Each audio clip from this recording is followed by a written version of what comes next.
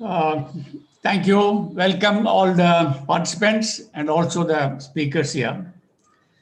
On behalf of CIA and Indian Chemical Council, let me first of all thank CIA for organizing this important technical data sharing seminar, which is addressed by an expert like Nandini Consultancy Services. As many of you are aware, methanol is a very low cost starting raw material for many industries in the south, especially chemical industries. China, Middle East, Iran, etc., high methanol plants, huge methanol plants, and India imports around 2.2 million tons per year.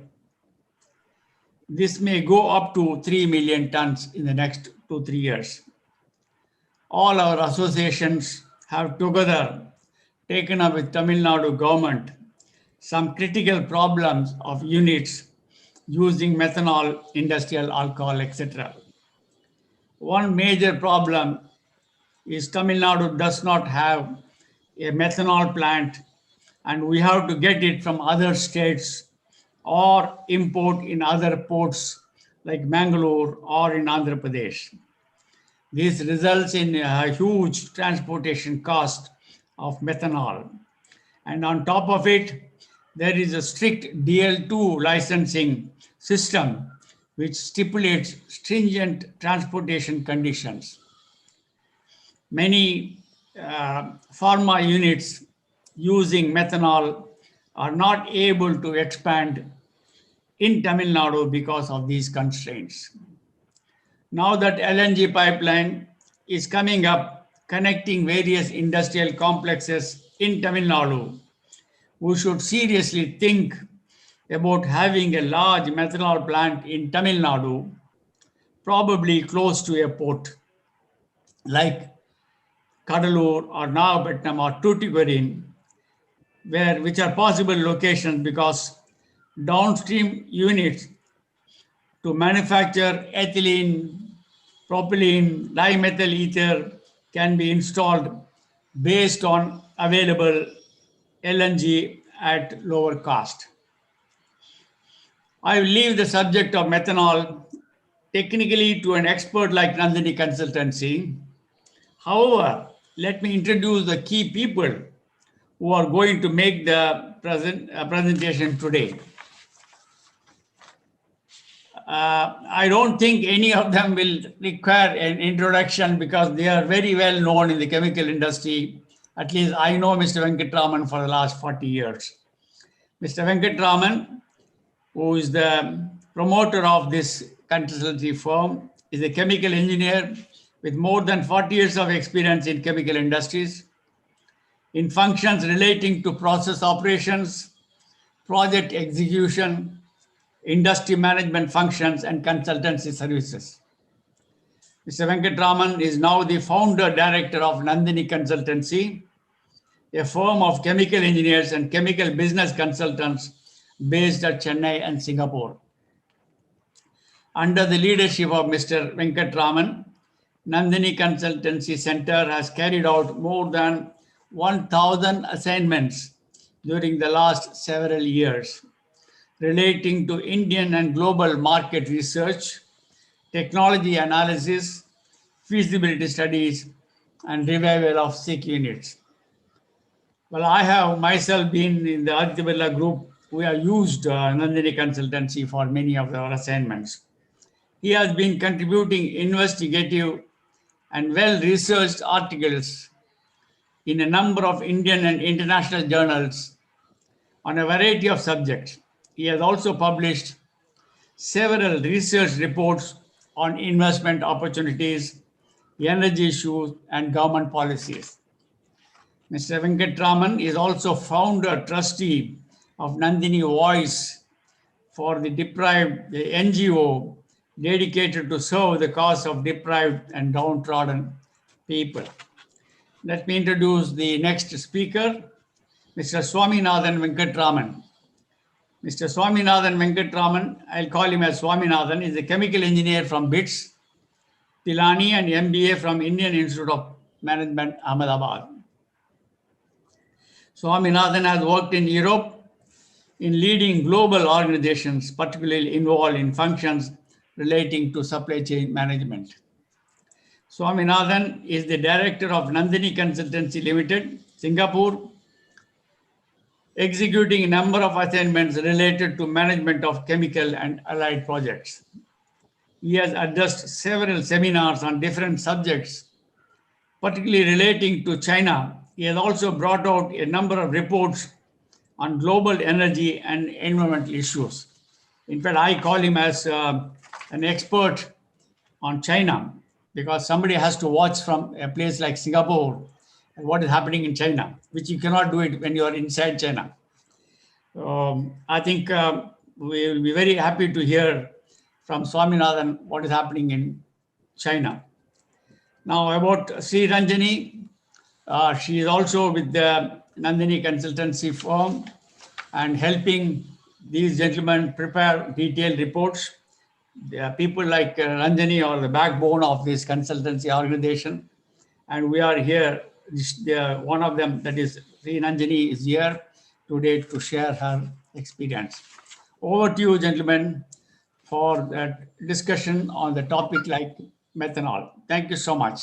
Thank you, CIA, for giving me this opportunity. Thank you, Mr. Murthy, for all your kind words. Before we proceed with this program, I would like to say a few words about why we are organizing this program, this webinar, and what is the significance of this methanol for the Indian and international developments, and why this methanol should be projected as a subject of great importance and given special focus in India. This is what is our objective of this program. See, as you all know, the methanol is a strong building block from where a variety of chemical products are made, and also direct applications are there. Recently, Government of India has expressed its resolve to use methanol for blending with petrol. Apart from that, there is also a possibility of producing dimethyl ether from methanol, which is again an excellent fuel.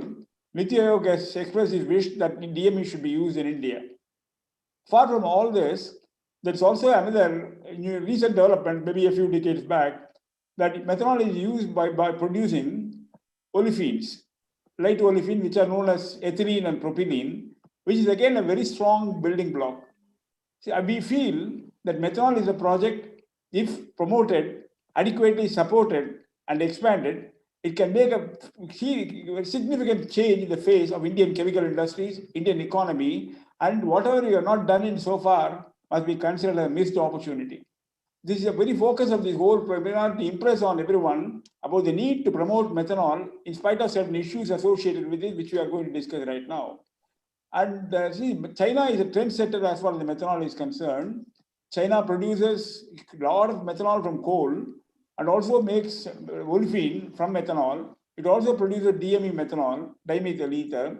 So we can call China as a trendsetter as far as these methanol derivative products are concerned. No discussion on methanol will be complete without adequate reference to China and happenings in China. So Mr. Swaminathan from Singapore is going to talk about the methanol scenario, particularly related to China, particularly to methanol, dimethyl ether, and alpha olefin. Over to Mr. Swaminathan. Thank you, Mr. Venkatraman, and thank you, Mr. Murthy, for the introduction. Good afternoon to all the participants. I would like to share a presentation. Just 1 minute. I think the host needs to enable me to screen share. I think it has been disabled.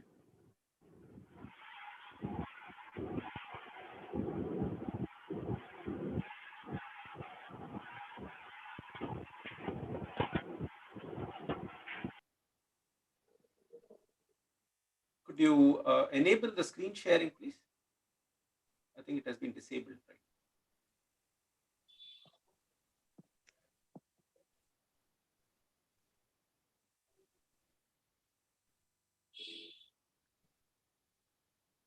Host, please enable.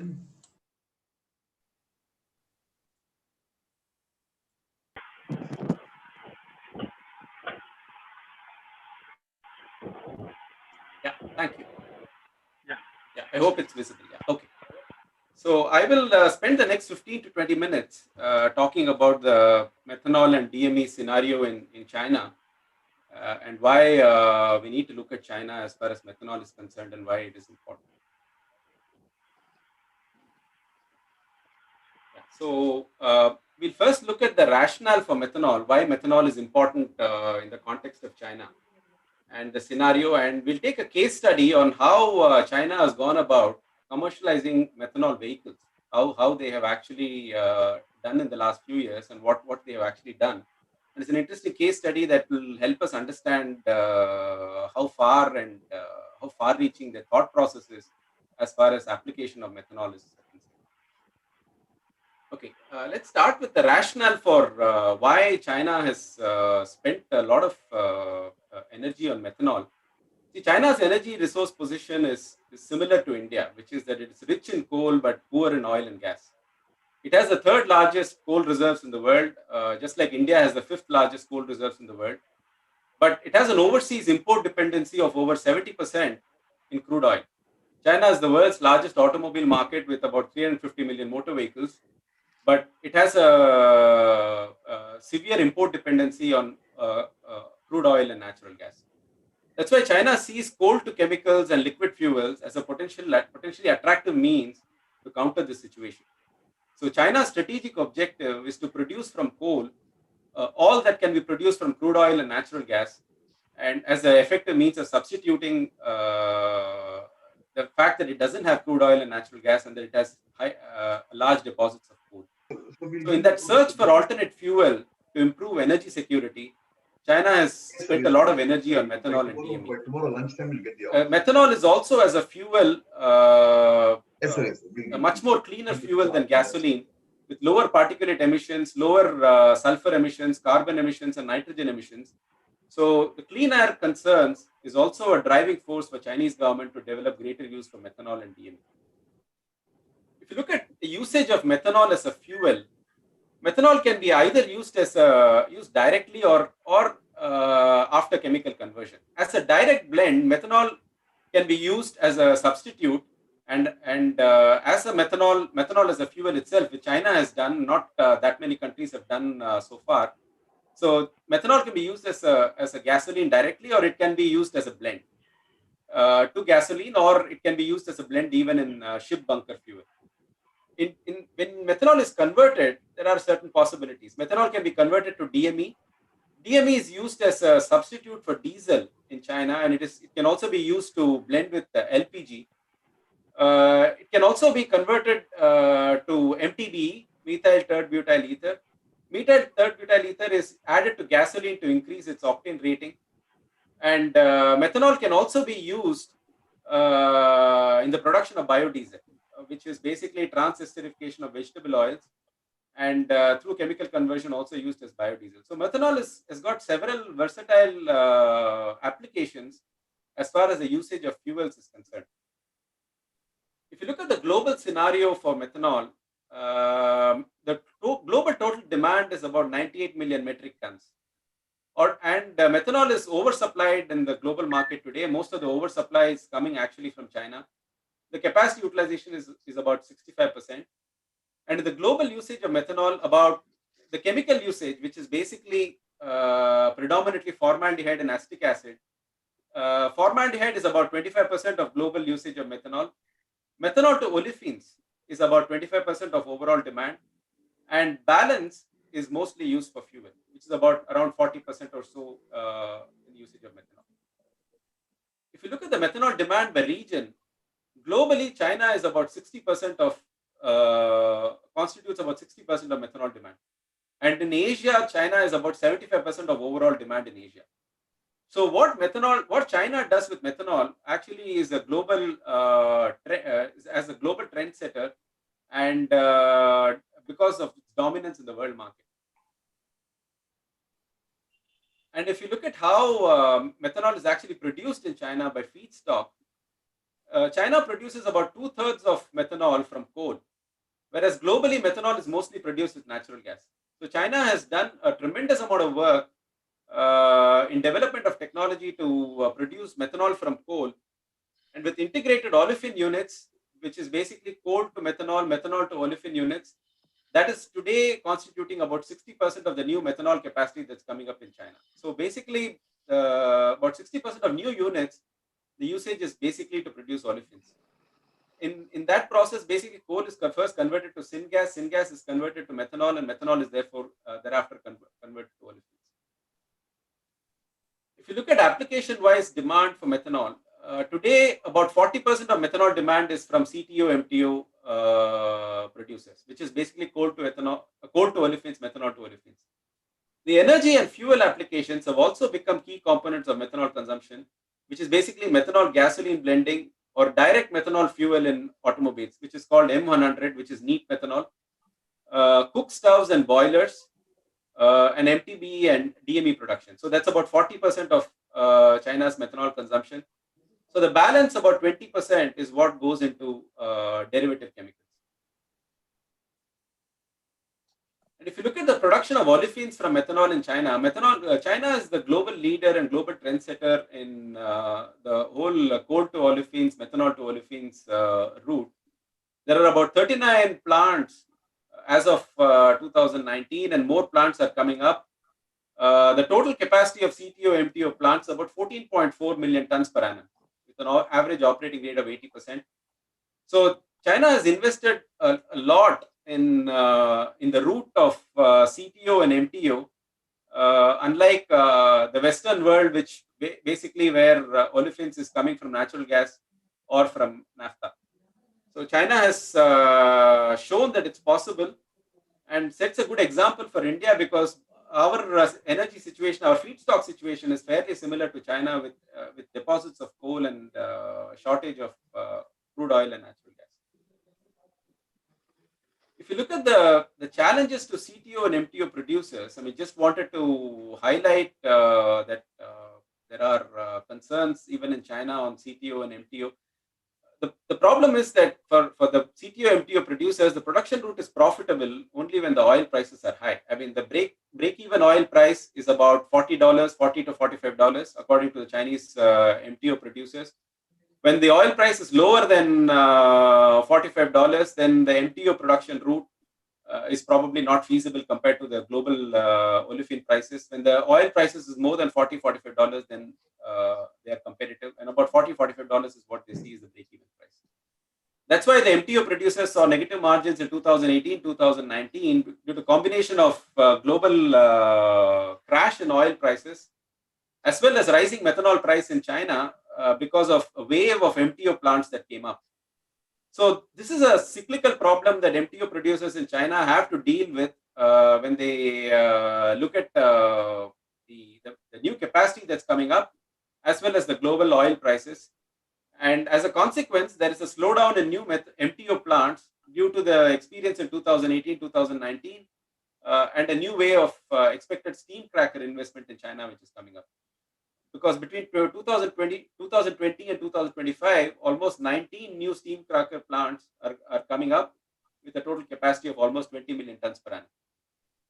So the further competitiveness of both CTO and MTO producers is linked to the medium-term prices, medium-term direction of oil prices. So that this balance will always be remain when olefins is produced from methanol, and especially with the CTO route, because the global oil prices dictate the competitiveness of CTO plants and the olefins that are produced from them. If you look at DME, DME has a lot of appeal, and DME can be easily produced directly from methanol or syngas. DME is looked as an excellent substitute for diesel and diesel engines. DME has very good combustion behavior. DME has a very high cetane number, which means a very good ignition quality. And DME is a relatively clean fuel. It burns without forming soot. It burns with lesser particulate emissions, no nitrogen, no sulfur compared to diesel. So it is seen as a viable and clean diesel alternative, and can also be blended with LPG. It's a non-toxic compound, and it's quite safe to handle. So DME can help meet very strict tailpipe emission regulations that are coming up all over the world, for diesel vehicle engines without requiring a diesel particulate filter. DME has less energy than DME has less energy than diesel fuel on a mass and volume basis, which means that larger fuel tanks are required. But China has good experience with using DME as a substitute for diesel, and they have particularly in buses, and they have used DME a lot in city buses in several cities in China.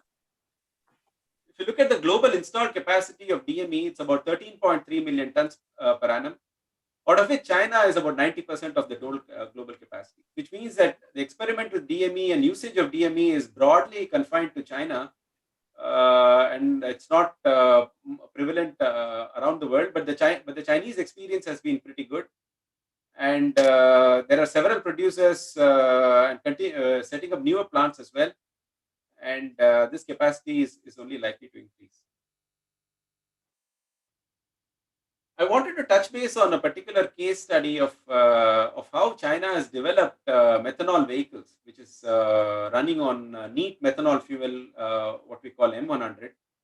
And the reason to bring this up is because it gives us a good understanding of how China goes about developing applications for methanol, and it gives us a good idea of the roadmap that India can learn from and adopt as well. In 2012, Chinese government initiated a methanol vehicle pilot program, which is led by Ministry of Industry and Information Technology, which is a key ministry that oversees energy-related applications. So China started a 10-city pilot program with over 1,000 vehicles running on neat methanol, or M100. Between 2012 and 2019, they accumulated about 200 million kilometers of operation, using about 24,000 tons of methanol, and with about 32 models of methanol vehicles which were certified in the pilot. So the pilot program was used to verify the methanol vehicle adaptability, reliability, whether they were actually savings or not, safety and environmental performance. So this was a very successful pilot that they ran for 7 years, and they got very favorable data from the pilot. And based on this, China came up with a policy in 2019, specifically for methanol vehicles and methanol as a transportation fuel. And that was jointly endorsed by 8 other government ministries to promote fuel application in a systematic way. So today there are methanol vehicles in the market, and consumers can buy a methanol fuel vehicle from the market and have it registered. And as of the end of 2019, there were over 10,000 methanol vehicles with cars, buses, and MPVs operating in China. And unlike electric vehicles, Chinese government does not offer subsidies to methanol vehicles. The Chinese central government does not offer subsidies, and has left it to state governments, different provinces, to provide subsidies and promote the usage of methanol vehicles. So there are 3 provinces that have taken the lead and provide about subsidy of $750 per passenger car and about $1,500 per commercial vehicle for methanol vehicles, basically. As far as the methanol technology itself is concerned amongst auto OEMs, Geely is a very large Chinese automaker. They've taken the lead in M100 engine technology development. So other OEMs have joined in, but Geely has been the pioneer. And Geely Auto and their affiliated companies, they started work on methanol cars in 2005. And today, even the Geely commercial vehicle division has demonstrated a methanol heavy truck and a methanol bus. And Geely has invested in manufacturing facilities to produce about 300 to 500,000 units of methanol engines.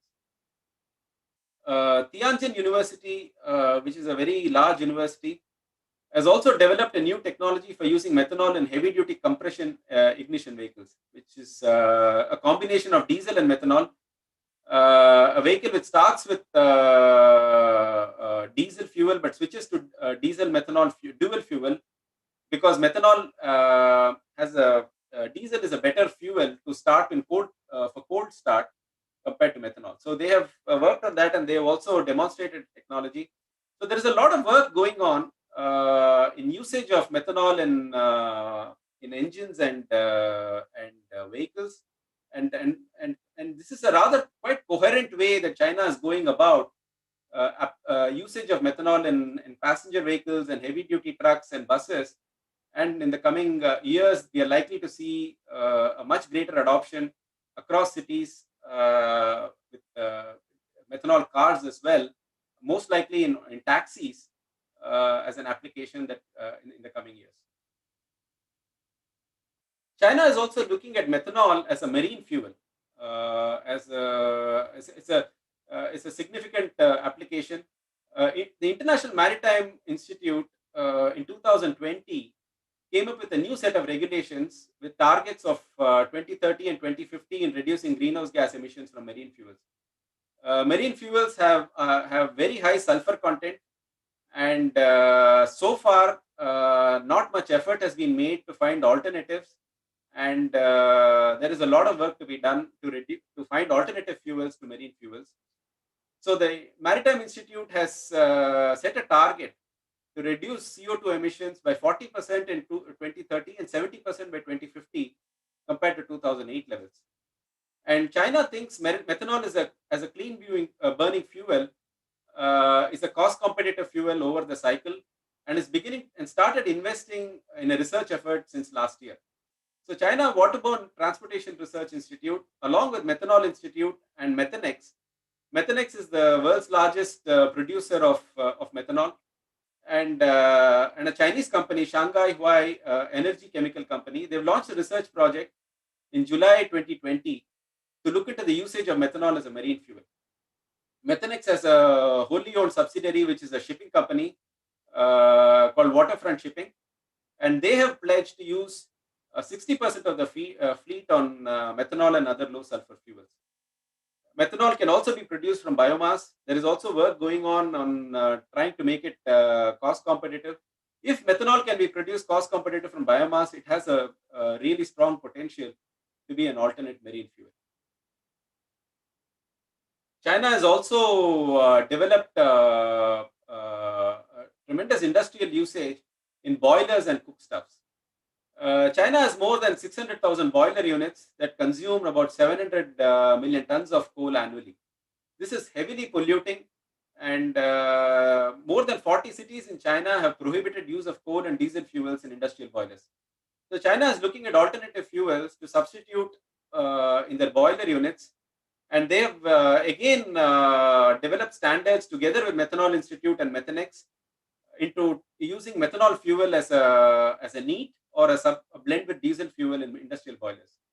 They have already converted more than 1,000 industrial boilers to run on liquid methanol, and with very good results. And over the decade, I think they will rapidly convert much more into methanol, or maybe they are doing research into other fuels to try and convert these coal polluting boiler units into cleaner fuel boilers. China has also has developed applications in cookstuffs, because there is limited natural gas pipeline and LPG available for cooking across the length and breadth of China. So the pipelines are still not reaching everywhere. So methanol fuel cookstuffs, which is ranging from mini hot pots to industrial stuffs, have transformed the country's food services industries. Today, more than 3 million tons of methanol are consumed annually via cookstuffs in home, restaurants, and commercial kitchens. So basically, these are some of the applications that China has pioneered, and where probably we don't see in other parts of the world, but particularly in China, to use methanol in several industrial applications very successfully. The way China looks at methanol is that methanol and ethanol these are alternatives to close the energy gap between high energy density, which is basically polluting fuels, petrol and diesel, that we're using today, compared to the low energy density fuels, which are the aspirational fuels like electricity, hydrogen fuel cells, compressed natural gas, and so on. Now, between the two, there is a gap, because today the low energy density fuels are not commercially viable unless they are supported around the world with heavy government subsidies. So China is looking at these alcohol fuels as some sort of an alternative and a bridge between these two extremes. So Chinese government is moving towards some sort of a double credit program. So if you look at the government policies of China in terms of incentives and disincentives, the disincentives are more and more towards people that buy gasoline and diesel vehicles, And the incentives to buy cleaner vehicles, which is basically battery, electric, natural gas, hydrogen, today also includes methanol vehicles. So we all know about battery, electric, and natural gas and hydrogen vehicles. But today, along with them, even methanol vehicles are in that same basket where the Chinese government wants to promote. And we will have to see how far the take up is in the future. But that's the direction that China is going as far as applications of methanol are concerned. So thank you very much. I just this is a brief bird's eye view of what is happening in China. So I hand it over back to Mr. Venkatraman to take on the next segment of the presentation.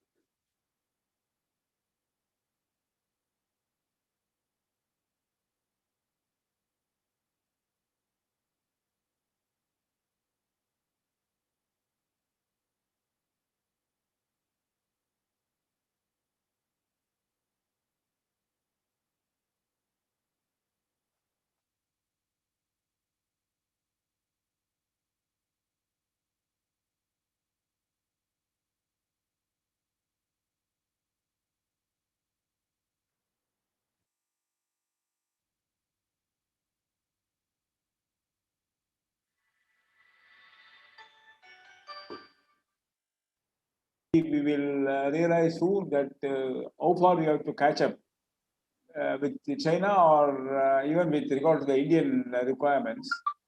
I will run an overview of the methanol scenario in India and then stress the need for building up capacity for methanol as early as possible.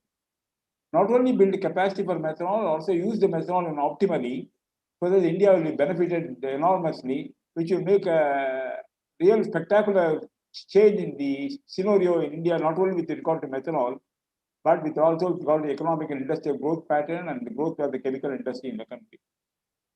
I bet a lot on methanol. Now, methanol is, of course, it's a clear, colorless, insoluble liquid, and it finds application in large number of industries, and quite a number of methanol-based products are not adequately produced in India. For example, acetic acid, there is only one producer in India, and we import around 1 million ton of acetic acid per annum. Same thing in the case of methyl methacrylate, there is only one producer in India. We import around 60,000 tons of methyl methacrylate per annum. The story goes on. Now here, the important thing here is, not only methanol finds application in all these conversion areas, which are very large in number, with a variety of areas, but also the government of India has taken a decision in principle to blend methanol with petrol with the objective of improving eco standards and also to ensure that India's dependency on the crude oil import will come down to some extent. Apart from this, methanol is also being used in China for the production of dimethyl ether, which India wants to catch up. Niti Aayog has said clearly that DME is a product of utmost importance for the country, which can be blended with the LPG. The use of DME, which we'll discuss in detail later on, it will reduce the provide economical environmental benefits and also reduce crude oil import. The third important aspect here is that China is uniquely doing is convert methanol into olefin. Olefin is the ethylene and propylene. And when methanol is converted to ethylene and propylene, a lot of derivative products of methanol is possible. Now, that will all make a huge change in the Indian industrial and economic growth, provided we are able to ensure adequate methanol is available for the downstream product. Number of essential emerging applications about which Mr. Swaminathan also discussed. One is the bunker fuel for the ships and go on. Now, this is the general scenario. Now, what is the dismal scenario about methanol? Let us see. The Indian import of methanol is now around 22 lakh tons per annum. I repeat, 22 lakh tons per annum. Now, in the last few years, if you see the import of methanol, CAGR, has been steadily going up at 13.2%. 13.2% is a very large percentage of growth for the imports. If it is a good for production, I will be happy, but it is for import that makes me very unhappy. Why are we importing so much quantity of the methanol?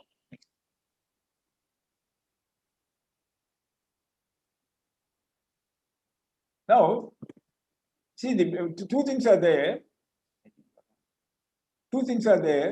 Methanol Indian scenario, there are producers in methanol. There are now a number of units were there earlier. Some of them are closed down, and the national fertilizer are closed down. And Russia Chemical Fertilizer, which has a methanol plant, it was not running until recently. They have not restarted after a few years. Same thing, this Gujarat said fertilizers also kept its plant closed for a long time, then they restarted. Deepak Fertilizer is another unit which has been operating intermittently until recently. Because of these reasons, our capacity compared to the demand, our installed capacity of methanol is only 6,69,000. Mind you, India imports 22 lakh tons of methanol.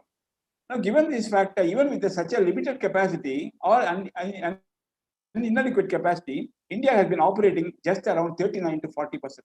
And in the year 2019-20, the capacity utilization of Indian methanol industry is 26%, which means 74% of the capacity of the methanol in India left unutilized for whatever reasons.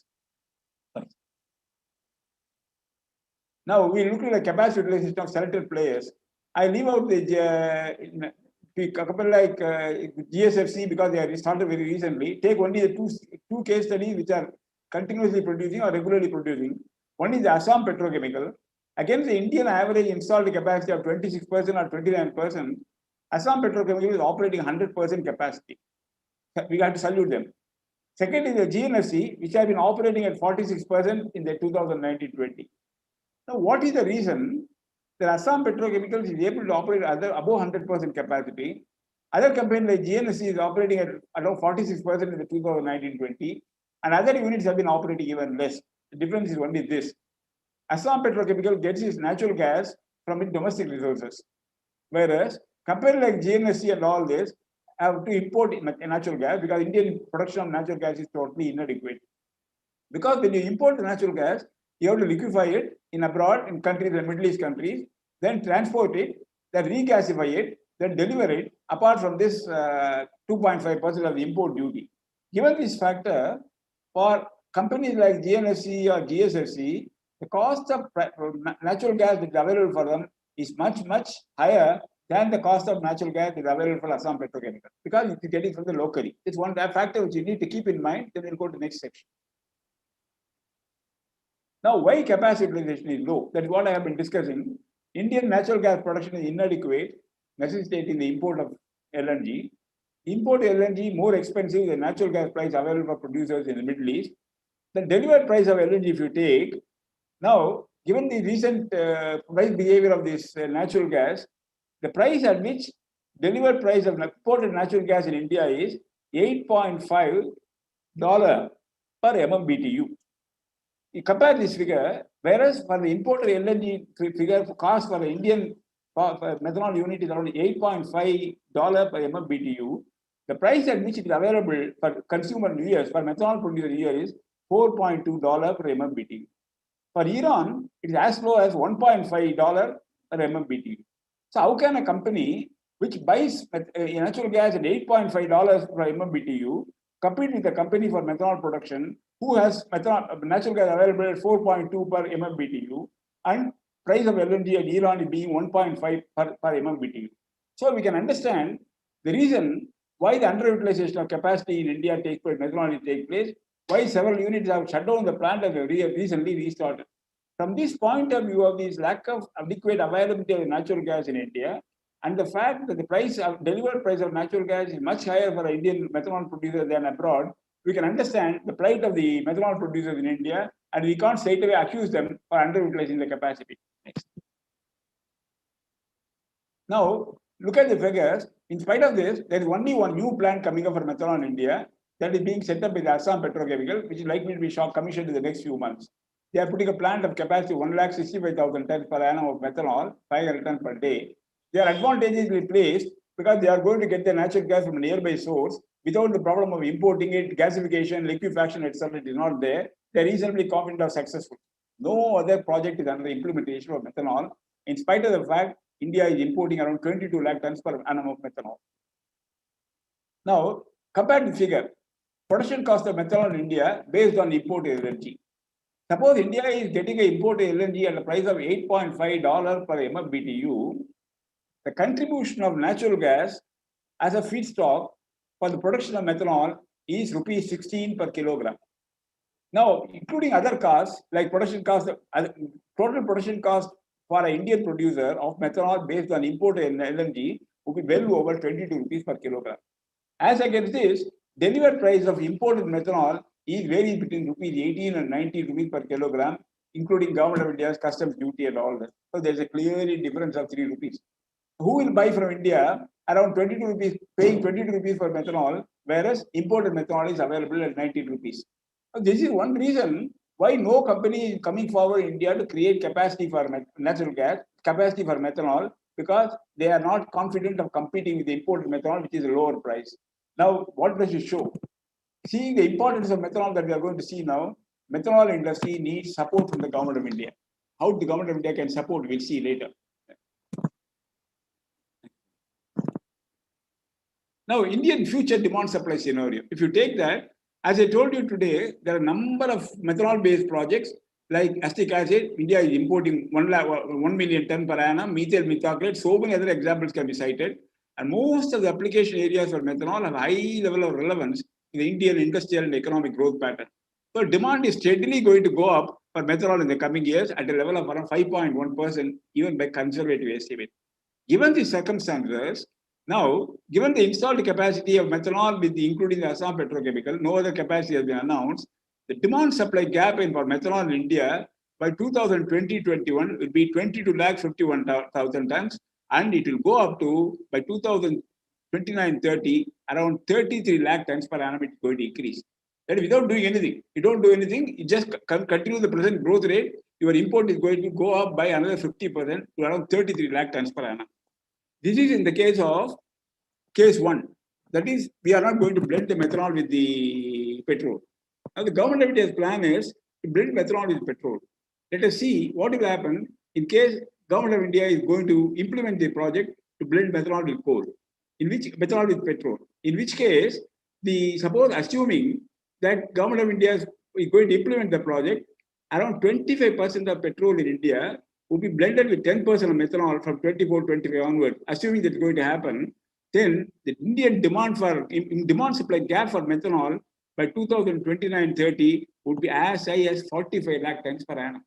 Mind you, it is 4.5 million tons is going to be there. This is an impossible situation, and we are going to get an extremely tough scenario if adequate methanol capacity would not be built up adequately in the country, which is a matter of utmost priority right now. Next. Now, let us look at the global scenario about which Mr. Swaminathan discussed. See, again, what is important noteworthy in the global scenario is, globally, methanol industry is operating at 65% capacity utilization of the over 149 million ton. This means there is no short supply of methanol in the global market. This low capacity utilization has happened mainly because of China's huge capacity buildup for methanol, where the average capacity utilization of methanol industry in China is low at 60%. In other countries, Europe and all, is operating at a slightly higher level. The net result is, in India does not have enough capacity for methanol. Global capacity for methanol, global production of methanol is in surplus. So there is no supply shortage for methanol in the international market. That's what we need to note. Next. Now, look at the scenario. Now, the whole thing comes to the villain is natural gas. The natural gas scenario, natural gas price, imported price of natural gas is much higher than the price of natural gas available for the company like Assam Petrochemical. And the imported price of methanol is much lower than what we can do in India, because the price of natural gas abroad is much less than what is available for the Indian methanol producer. Obviously, natural gas is the villain. So let us look at the natural gas scenario. If we look at the natural gas scenario, if you find over the last few years, the production of natural gas has been coming down at 2.1%. CAGR has been coming down year after year. It has been going up, coming down, average is 2.1%. As against this, the import has been going up to 11.2%. Then consumption is going at 3.4%. Now, there is only one bright picture here is Reliance and BP has commissioned R1 series wells in Krishna Godavari. First phase they have commissioned. And as usual, they are given a lot of hopes. But one has to keep their fingers crossed, because earlier experience with regard to Krishna Godavari have all not been very, very happy. Even if this is going to take place, even if they are going to realize the promises, the R1 fields are going to do, series are going to do very well, then what is happening is, in the existing natural gas wells, some of the gas wells get dried up. They have to be compensated by creating new wells. Variety of issues are there.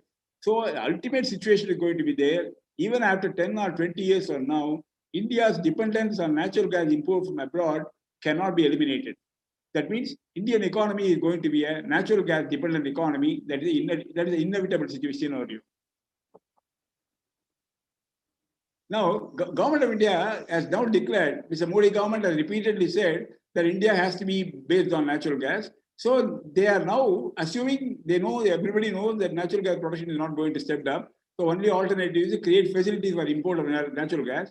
Now there are already 6 LNG terminals in operation with overcapacity of 39.5 million ton per annum. Now, not only that, these are all operational LNG terminals. More LNG terminals are being planned. More LNG terminals are being planned. Number of them are there. So the government of India is now preparing the country to a situation where India will be a natural gas-based dependent economy, and because natural gas goes in a variety of areas as a fuel, as a feedstock, and all that, so India has to become natural gas dependent economy to the extent that India has now become a crude oil import dependent economy. This is going to happen. This is the scenario which government of India has reconciled itself. That is why they are creating so much of LNG terminals. Now, let us look at the price of the natural gas. As I told you, the price of natural gas prevailing is $1.5 per MMBTU in Iran, $4.5 per MMBTU in US, and India delivered price is coming to imported price coming to 8.5. Now, World Bank has made a forecast about the natural gas price scenario. They have said by 2021, 23, 25, from $21.4 per MMBTU, it will go up to $5.1 per MMBTU. What is here we have to noteworthy here is the crude oil has been violently fluctuating from year to year, with nobody in a position to predict what is going to be the price next week or next month or next year. Because the variety of geopolitical factors and other factors are influencing the crude oil price. Whereas in the case of natural gas, the price fluctuation has not been as violent as that of crude oil. In other words, natural gas price increase has a logical bend. That's one thing very safe from India point of view. When India becomes natural gas dependent economy, instead of crude oil based dependent economy, whereas crude oil price is unpredictable, this is not the case of natural gas. So that's why the government of India's idea of focusing the entire energy base on natural gas is reasonably acceptable and perfect. Next. Now, what is the issue?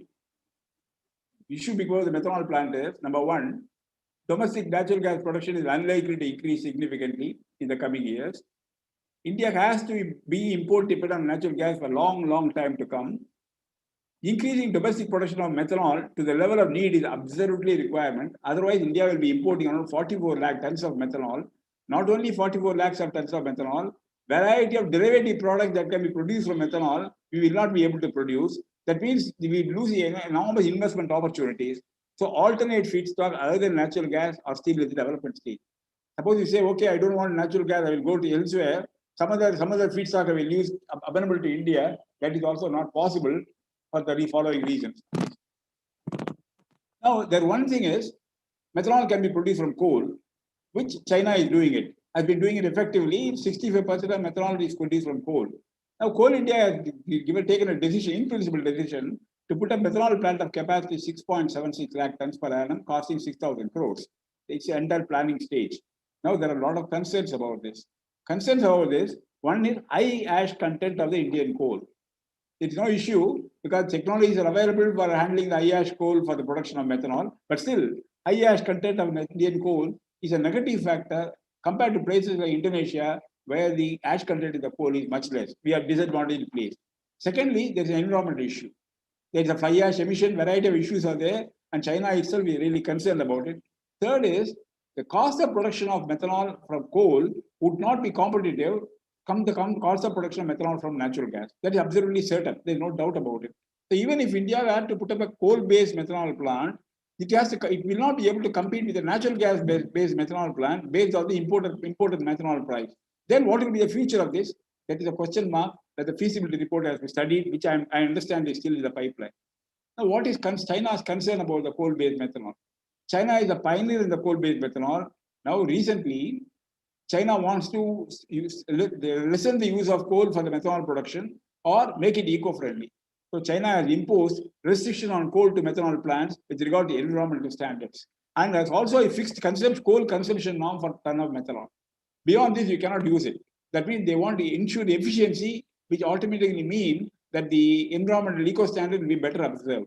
So this warning signal from China, we have to necessarily take into consideration. At this moment, as far as the coal-based methanol is concerned, my personal view is we have to keep the fingers crossed. Because ultimately, any project, any business is judged by the profit we make and the money we make.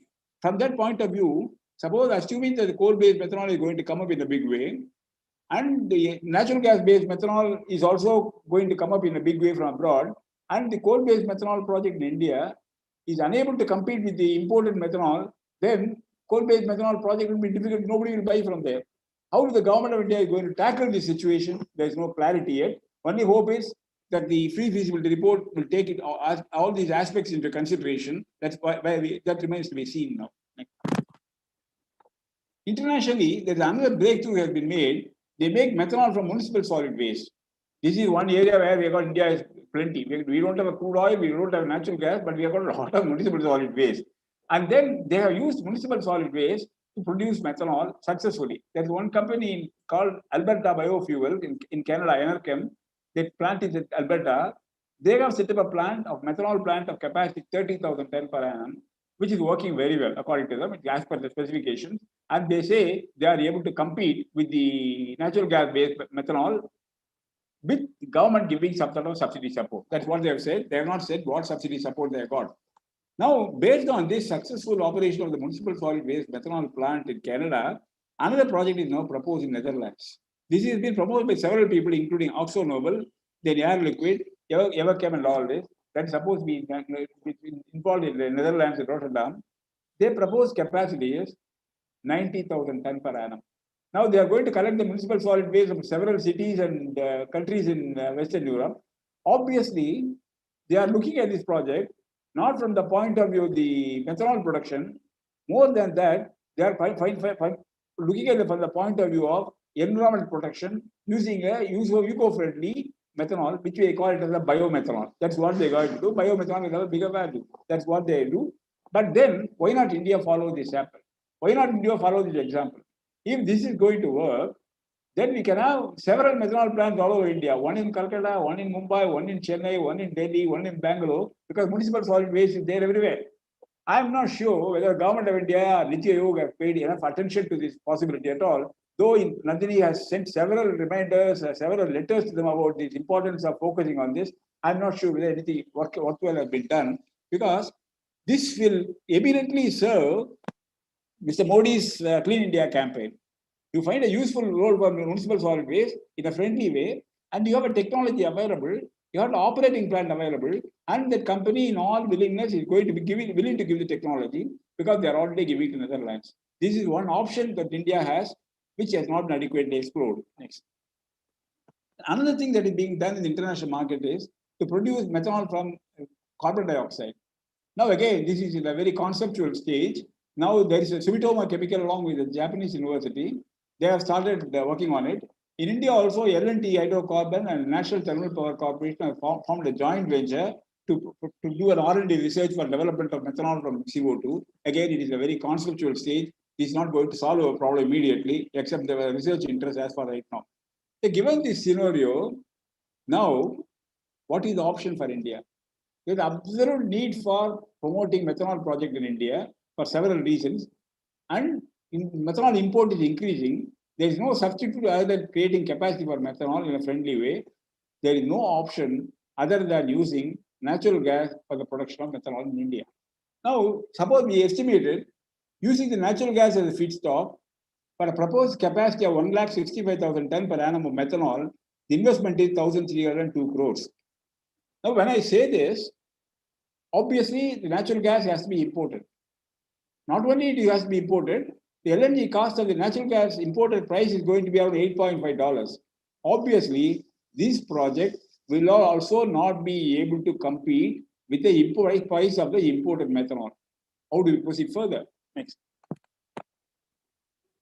Now, natural gas is the only option. Unless natural gas feedstock there is no other way other than depending on it. Natural gas is not going to be adequately produced in India. So it has been necessarily imported natural gas. Imported natural gas will make the cost of methanol production in India higher than the international price. So Indian industry needs support from the government of India. Now, what is the option? Government has 2, 3 or 4 options before that. One is import safeguard duty on methanol.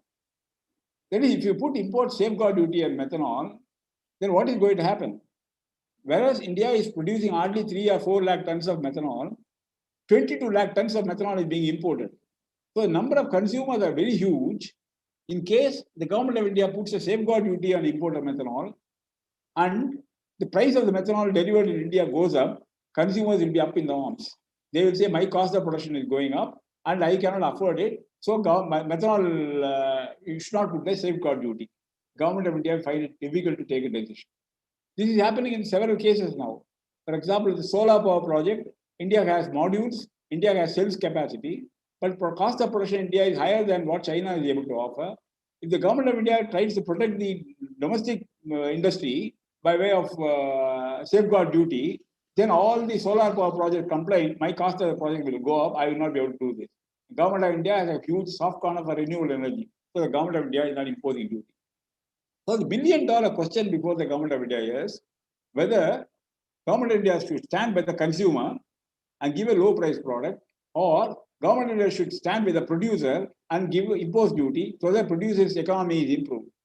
This is the million-dollar question with the front of government of India. Now, recently there's an important statement. Prime Minister has made a very, very important statement which gives us some hope. Government of India has now recently announced 100 important items that are used in the defense sector would be protected by import, which people call as negative bill.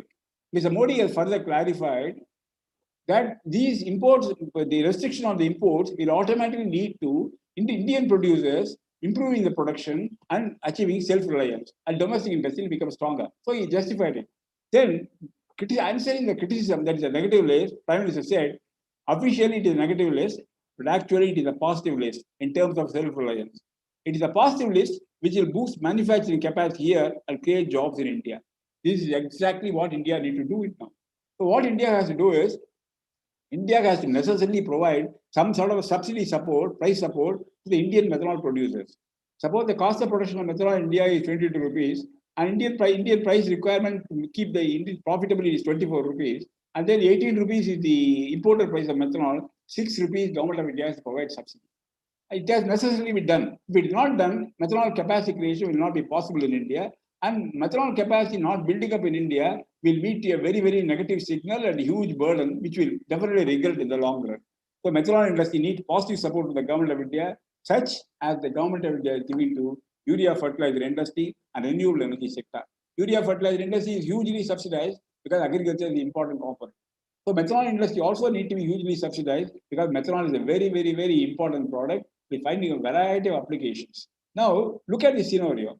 Suppose you have methanol, you are going to produce derivative products from methanol, and not only derivative products, you are also going to produce new products like ethylene and propylene, and DME, for which all methanol is required.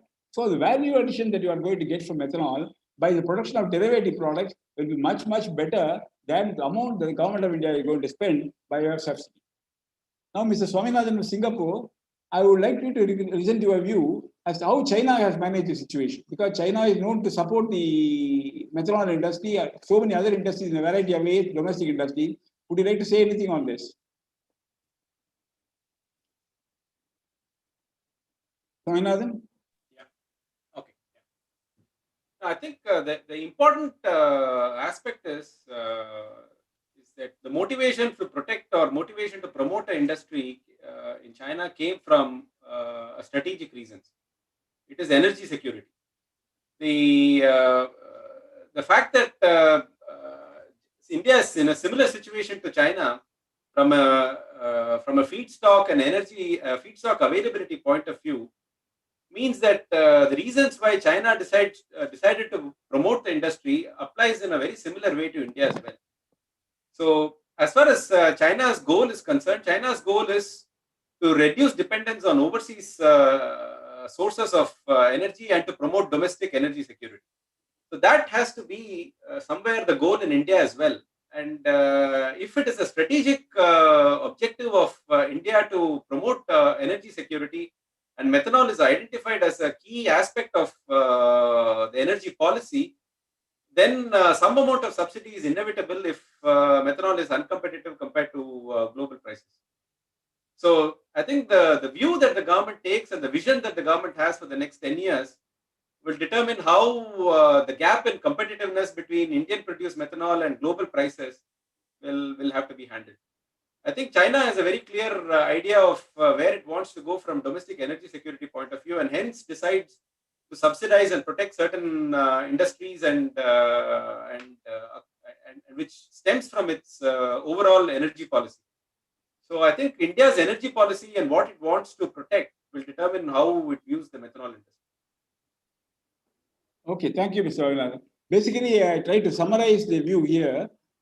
See, protecting the consumers by the government by not imposing the safeguard duty is a short-term point of view or short-term advantage. Protecting the producers by providing a safety, by providing some safeguard duty or providing subsidy support, giving subsidy support means the consumers will not be affected. It's a long-term policy. The government has to take a very pragmatic long-term point of view and ensure methanol industry is supported and survived and able to grow further. Now, talking about the methanol industry further, I gave you two important things. One is use of conventional methanol as in the present way. Then blending of methanol with the petrol, which is going to add a lot of benefits by way of reducing the crude oil imports as well as the eco-friendliness that is very much required.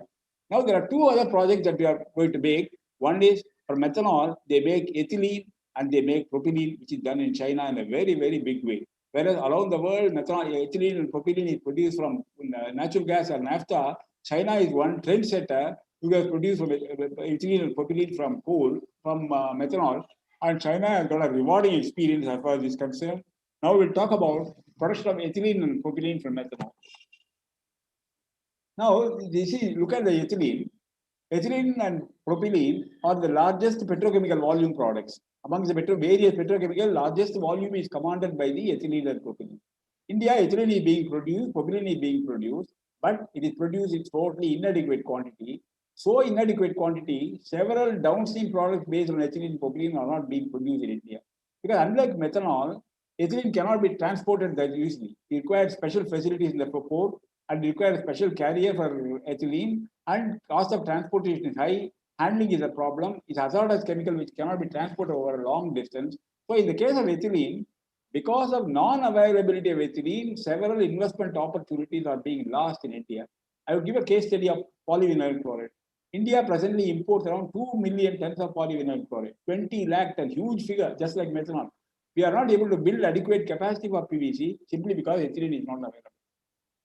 Now, so the issue is you have to make ethylene available, and by making ethylene available, you can definitely go for several derivative products like monoethylene glycol, HDP, LDP, LLDP, so many other things, all of which have tremendous growth opportunity in the future. In case we do not make ethylene available adequately for the production of derivative products, then you will find the derivative products imports are also going to go phenomenally, just as the methanol import is going to go up phenomenally. This is a very, very critical issue with the government and has to handle. Next. Now, look at the present installed capacity of ethylene. There are a number of ethylene plants. There are 11 cracker complexes in operation in India. Number of ethylene plants are operating fairly, reasonably, competently well. Total installed capacity for the ethylene today is 7.47 million tons per annum. Now, look at this location of this particular plant. If you see, they're all focused on certain area. There is no ethylene plant anywhere in South India right now. So what is happening is, you can't put up any plant based on ethylene in South India unless you import the ethylene, which is difficult, and it can be done in a limited way. And so the whole South India is denied the opportunity to put up ethylene-based plants. Next. Now again, there are a number of new projects under implementation or under planning for ethylene, because everybody realizes ethylene is a very, very important commodity. A few projects have been firmly announced. There are other projects under planning, which under planning means you know what it is. Either they may come or they may not come. Several projects in the recent past announced, they have not come. Okay, next.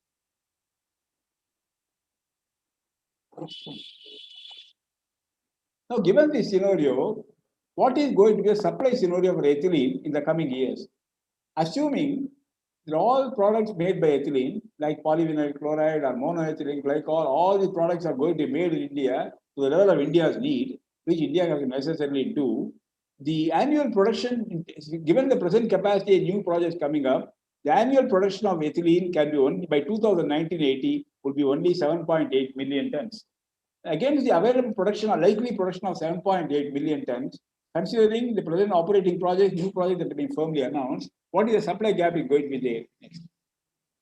Now, consolidate the supply gap for ethylene and ethylene derivatives, I given the some of the individual derivatives. Consolidate the supply gap for this, we take by 2019-20, it is coming to be as much high, very high figure you are getting for the total capacity. If you take 2019-20, you will have, I'm sorry, 29-30, you will have 10 million tons of gap in supply for ethylene. So 10 million tons has to be created. If you don't create 10 million ton capacity over and above the announced projects, then you will find a situation, several derivative products based on ethylene will have to be imported, which will be a big challenge, drain on the Indian foreign exchange. Unacceptable situation if you have a target of GDP of 7%, 8%. So ethylene has to be necessarily made available. Okay, then we'll go to the propylene, another product made from propylene, from methanol. See, important products for several important products for propylene are not adequately produced in India due to want of propylene. For example, 2-ethyl-ethanol and octanol that is produced in Visakhapatnam, but only one unit in the country, who are put up near the Hindustan Petroleum Corporation. If the Hindustan Petroleum Corporation gives propylene, they operate. Sometimes what happens due to some reasons or other, Hindustan Petroleum Corporation propylene unit is not operational, the unit is forced to close down. They have no alternative because they can't import. Import is very difficult. Now, so variety of products are there, say butanol, propylene oxide, acrylonitrile, which is not produced at all in India. So variety of products are there. It's a very highly growth oriented application area for propylene. Now, what is the import quantity of propylene? Not much. Why it's not much? It's not due to want of demand. It is due to difficulty in transportation of importing the propylene from other places due to the hazardous nature of the chemical. Now, look at the propylene Indian scenario. Number of producers are there in propylene here in India. Total capacity right now, installed capacity, right now it is 6.1 million. With all the announced projects that is going to come, it is going to be only 7.6 million tons by 2029-30. It is not going to be more than that, only 7.9. To compare this figure with the projected demand supply gap for propylene in the coming years. If you take that, considering that all the derivative products of propylene will be produced in India, the demand supply gap for propylene in the 2019-30 is going to be 9.916 million. Over and above the 7.1 million that we are producing, huge quantity of the supply gap is going to be there for propylene. Now it is absolutely necessary that you have to make propylene available, you have to make ethylene available. What is the elegant way of doing? Now all the companies which produce propylene and ethylene are producing in the refinery. Where those products come in the refinery along with the number of associated products, it's not propylene and ethylene alone, so many other products come. Here methanol offers you an elegant opportunity where based on methanol, you exclusively produce only ethylene and propylene. If you do that, put together, it's called olefin. Indian requirement of ethylene and propylene together could be around 20.5 million tons. That means scope exists for building capacity for ethylene and propylene, what we call the olefin, the level of 20.5 million tons from methanol by 2029-30. Why not we appreciate this opportunity? What is the precondition for doing this? Make methanol available. Next. Now, see, methanol to olefin industry in China, which Swaminathan already discussed. See here, the number of plants that operate, look at the fantastic progress they have made. They have now got 28 MTO plants in China. And all the MTO plants are doing extremely well, very well, and they're quite profitable in China. And as a matter of fact, because of this methanol, so many new projects are now under creation. Next. Now, what is the process for the methanol? MTO, methanol to olefin, very simple process, very well-known technology. We are listed out the technology suppliers, very well-proven technology, there is no constraint. But it is converted to olefin in the presence of an acidic zeolite catalyst. There is no issue. There is no issue with the technology upgrade, it is just available. Next. Now, why methanol to olefin project necessary? It's the final question, it's a $1 million question. Number one, ethylene, propylene are in short supply, resulting in lack of feedstock for production of derivative products such as PVC, etc., which are in much demand. And import of ethylene and propylene is difficult. It is not possible. It is not imported in large quantity. So ethylene and propylene has to be necessarily made available from domestic source. Number one. Number two, ethylene and propylene plants are now part of refineries with several other associate products in a large base. The large complex refinery is going to be very, very expensive. comes to several thousands of crores of rupees, where you are not going to produce ethylene propylene, you have to produce other products also. Those products market, you have to check it up, balance it with all with the various petrochemical products. Variety of issues are there. Third is, for methanol, exclusive propylene project with ethylene project are possible. You can just take methanol, produce ethylene propylene, you don't produce anything else. So you can tailor make the methanol propylene ethylene plant the country's requirement and with the methanol availability. Then, fourth thing is integrated facilities for production of methanol and ethylene and propylene are possible. It will be elegant integrated structure, which we can do it now. Problem here with this is, as far as ethylene and propylene, it is not possible to transport over a longer distance. Suppose you produce lots of ethylene and propylene from methanol in Gujarat, Tamil Nadu will still be starving of ethylene, still starving of propylene. So what we need to do is spread these ethylene propylene plants all over the country, different places, produce. That means make methanol in different parts of the country. Along with the methanol, put the ethylene and propylene plant. Not the same entrepreneur, somebody else we can do it. So spread of this ethylene propylene plant in different parts of the country. Several derivative products can come. Equal distribution of the industrial opportunity will be elegantly ensured. That is what is important here. Then number of plants can be set up in different parts of the country. Exclusive hub can be built up. Exclusive hub can be built up where you make ethylene available as a feedstock, as a building block, and then make the ethylene available to nearby ancillary units or small medium scale units who will make use of ethylene for the production of variety derivative products. So create a big industrial complex where ethylene and propylene alone is being produced. Even if you are producing methanol elsewhere, it doesn't matter. You bring the methanol to the ethylene propylene complex, produce the ethylene, produce the propylene, make it available to a nearby industry. Some sort of a buyback arrangement is worked out. This will be a very, very elegant proposition.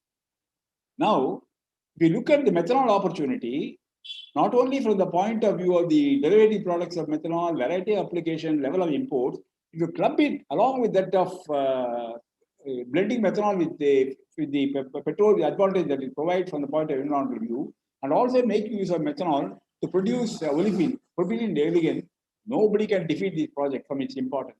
It is a beautiful arrangement which you can make, and this will change the face of India. Because when you are going to produce methanol in such large quantity and produce ethylene and propylene out of it, just as methanol is a very big building block with a lot of derivative products, ethylene and propylene also a big building block with a lot of derivative products. Huge chain of industries will come, huge employment opportunities will generate, variety of advantages will come. Only condition here is, as I have said, is the price of natural gas for the methanol. Where I have said, government of India has to necessarily give a subsidy, taking a holistic view of the entire scenario. The subsidy need not be a matter of concern because when methanol capacity is going to be built in large quantity and several derivative products are going to be produced out of this, the income that the government is going to get by GST, by way of various derivative products, will more than compensate for subsidy. I got the calculations to prove this. I can't do this here because of the short-term discussion. But this government of India is not going to lose at all. One only thing is, people sitting in the Niti Aayog, sitting in the government of India, the policy planners must have a vision to appreciate the whole methanol-based complex in a holistic scenario. Now, one more great opportunity for methanol is there. That is the methanol-produced DME, dimethyl ether. We also take that into consideration. Methanol, nobody can say anything against methanol as a complex. Everybody will support it. I request Mr. Sri Engineer to talk about methanol from DME from methanol. Then one thing is, as a project capacity, we have worked it out. In the case of dimethyl ether, in the case of ethylene and propylene from methanol, project cost for roughly around 150,000 tons, which have both ethylene and propylene. It will come together. Both ethylene and propylene will come together. So in the same complex, 65,000 tons of ethylene and 185,000 tons of propylene. The total capacity of 150,000 tons per annum. Cost would be 1,525 crores. The project, again, we have worked out the economics, very acceptably economic given the present price of ethylene, present price of propylene, and present price of imported price of methanol. All these taken into consideration. Nobody can say anything against it from the economic point of view. Nobody can say anything against it from the marketing point of view. Nobody can say anything about the important point of view. It is a win-win situation for everybody. Now we go to DME.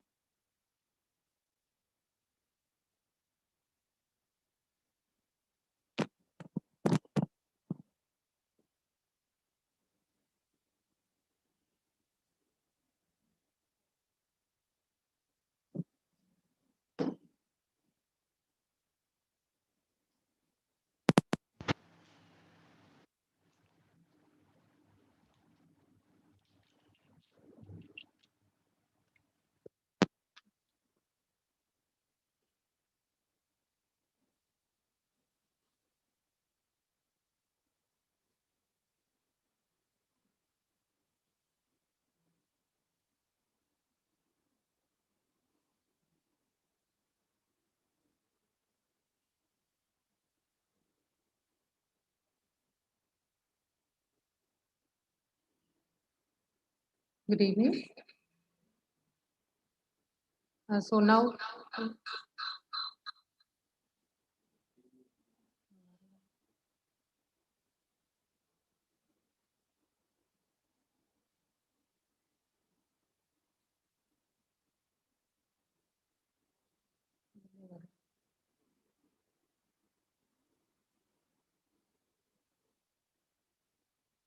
yeah.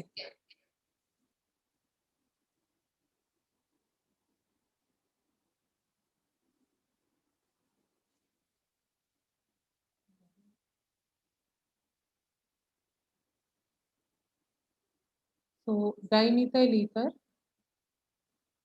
Are you able to hear me? Yes, we can hear you. Yes, sir. So dimethyl ether. This is a relatively new product compared to olefins like ethylene, propylene. This is a relatively new product in India. So this is basically a gas which can be produced from variety of feedstock, largely from methanol, because methanol itself can be produced from a variety of feedstock. So if you can see its role, which is not much used in India, but it has spread out end use applications such as in household, where it can be substituted for LPG, which is the largest used fuel in household applications, and transportation as an alternative green fuel for diesel. In power generation also, it can be used for in substitution for coal, and it is presently being largely used as aerosol propellants in various parts of the world, though not much in our country. So if you see why dimethyl ether, because not much has been done in India for dimethyl ether. Dimethyl ether is, as I said, it is almost a clean drop-in replacement for diesel engines. So which can be just, retrofitted with the present diesel engines, how we do it in the case of LPG cylinders in petrol cars. It can be retrofitted. And so it can be used as, it has got a wide variety of fuel markets like passenger cars, cooking fuel, power generation, and etc. The other biggest advantage is it is very similar to propane and butane. So it can be handled in existing infrastructure. Like there need not be much changes made in the cylinders and pipelines which are presently used to distribute LPG. And lastly, also it thus when it is used in LPG and in diesel, it can it can contain the import of LPG and diesel. So what is its prospects of using a DME for LPG substitute? Actually, this has got a high combustion cetane number in the range of 55 to 60. So based on large researches done throughout the world, LPG can be blended with to a ratio of 15 to 20% of dimethyl ether. So this helps in the reducing the the pollution level. Environmentally, it helps the country as such, and it reduces the import of LPG, and it has no loss in and it has no extra cost of distribution or storage or any such things. So in the present infrastructure which is available for LPG cylinders, you have to just blend it to the ratio of 15 to 20%. We get better usage of efficiency of the fuel also. So this is one big advantage of blending LPG with DME. And the other one, in diesel engines, as I said, DME has no sulfur. So there is going to be no sulfur emissions from DME. So no black soot or smoke. And DME has also this property that it reduces the NOx by 20 to 30% when compared to a diesel engine. In such case, the environmentally, it really reduces the pollution problem, as well as it reduces the import dependence on diesel. So these diesel engines can be retrofitted, so that it can run on DME as it is being done in China presently. So this is very similar to retrofitting petrol cars to run on LPG, which has been successfully done in India. So this is how it comes. It has no residual liquid, and so there are not much of tail emissions to be worried about. So what is the present Indian scenario? Dimethyl ether, it is presently not produced in India. Actually, we have no such evidence of import or export for DME in India in any significant quantity. Though there are a lot of aerosol propellants producers in India, it has not been explored in that area at all. So now there are no presently new projects. The only thing is we have Government of India which is advocating DME for blending in LPG and diesel in their methanol economy. So in methanol economy, Niti Aayog has advocated use of methanol as well as DME, and DME particularly for blending in LPG and diesel. So this is likely to be notified as a transport fuel, which will reduce the fuel costs in India in future. So we have gone with a positive, optimistic estimate, like we have considered 15% of the demand for LPG would be blended with dimethyl ether in a period of the next 3 years. From 23 onwards, we have optimistically taken an estimate of 15% blend of DME with LPG. And if this is going to be carried out at the rate of 6% per annum, we will see by 2930, it is going to be around 1 million ton. And around by 3940, it is going to be around 1.7 million ton demand only in the LPG sector. In the case of diesel, because we are starting, diesel requires some marginal changes because of the retrofitting part. So we have estimated as a conservative estimate, we have taken it from 2030 onwards. We have considered only 5% blend of DME with diesel. And even in that rate, if it is going to increase at a CAGR of 6%, by the end of 2930, you will have around 0.3 million ton demand in diesel blending for DME and around 6 million ton, 0.6 million ton in 3940. So that is going to be the demand. So totally around 2930, we are expecting a demand estimate of around 1.3 million ton for DME in just blending with LPG and diesel, and around 2.3 million ton in 3940 for LPG and diesel alone. We have in fact not considered aerosol propellants, which will be coming in future as it is being largely used in medical and pharma industries around the world. So if you see the process for dimethyl ether, it is a relatively simple process. Dimethyl ether is produced by the dehydration of methanol. So for every ton of dimethyl ether, methanol requirement is around 1.4 ton. And global scenario, as it is already been discussed, the global capacity is around 13.3 million ton and world production is around 6.1 million ton. And we have estimated a project of capacity 99,000 ton per annum. And this has been estimated, envisaged in the view, like it will be put in different parts of the country where we can transport methanol, or we can put it next to the upcoming methanol projects, or we can even transport methanol from one port to another and put it up at places spread it around the country, and on a capacity of 99,000 ton per annum. In such case, the capex estimated is around 75 crores. You can see the financial indicators. It has been provided as a break-even point at 51% and payback period is around 4 years. Coming to the necessity of the DME project, as I said, it has got environmental benefits because of blending with diesel, and there is a reduction of NOx by 20 to 30% and no sulfur emissions from DME. It can be blended with LPG, thereby reducing the import dependence on LPG as well as diesel. And overall, it can reduce the import dependence on crude oil. If you see the price comparison of LPG for domestic consumption, as at present, it is around rupees 44,000 per ton. And the delivered price of DME from the proposed project for the estimated project, it is around 39,600, which includes GST and others.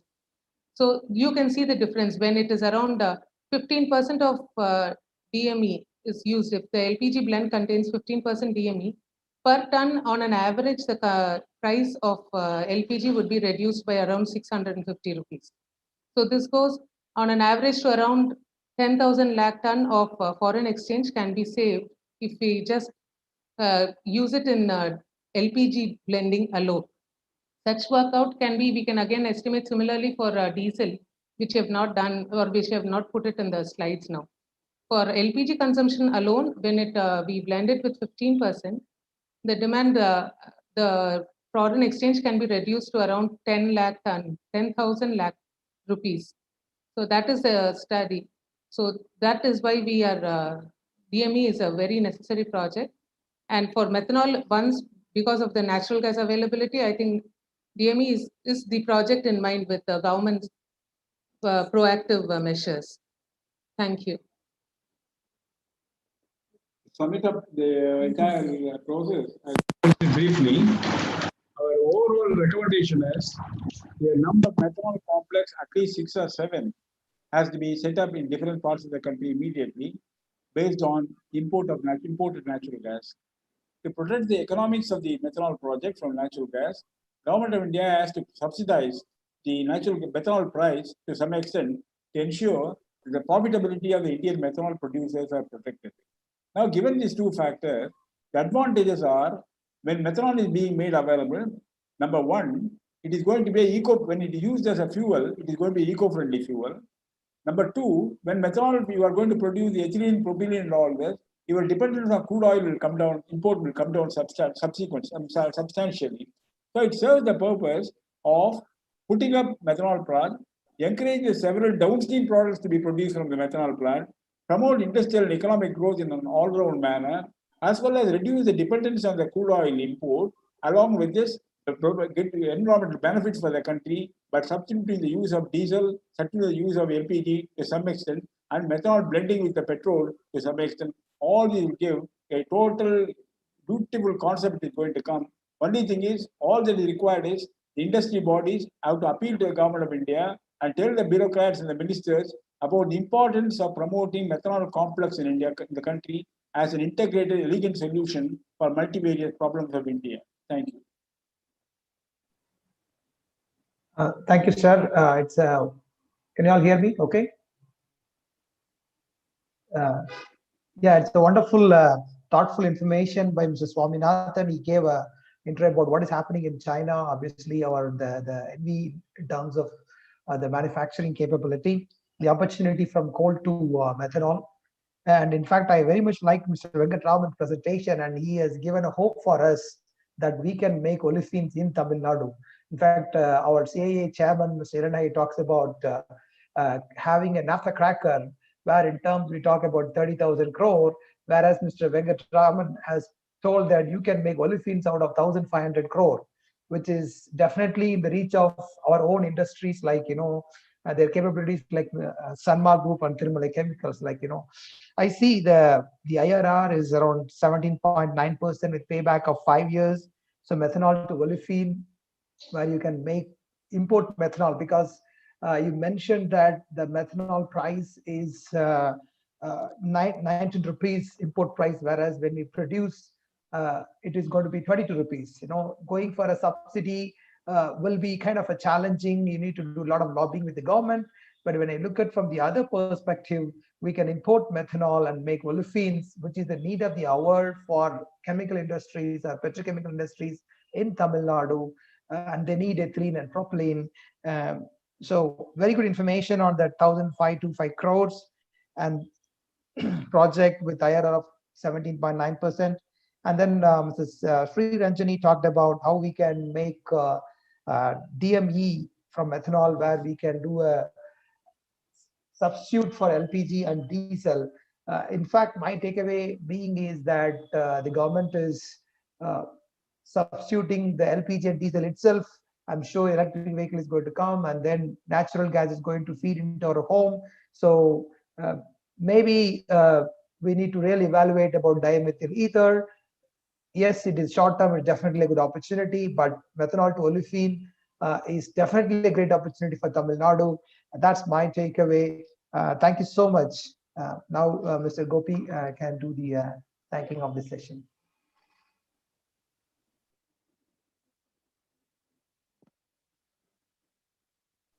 You are on mute, I think.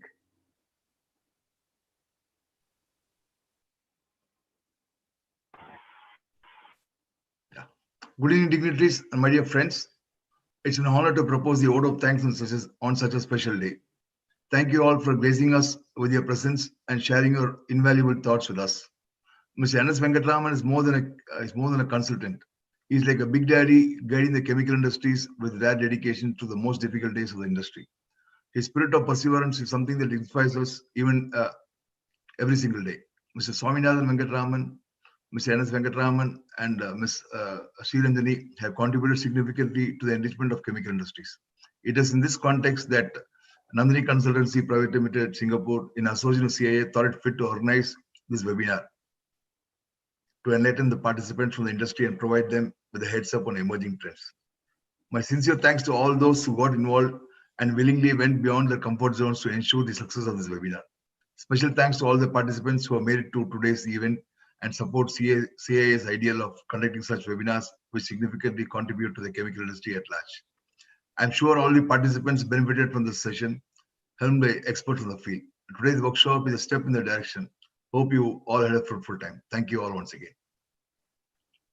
Thank you very much, Mr. Gopi. I thank Chemical Industry Association for providing us an opportunity, Indian Chemical Council for providing me an opportunity. I hope the program will be useful to everybody. And if anybody wants further clarification on all this, they are free to contact me or Chemical Industry Association. We'll be pleased to give whatever the clarification needed to the best of our ability. Thank you very much. Thank you, sir. Thank you, sir. Thank you.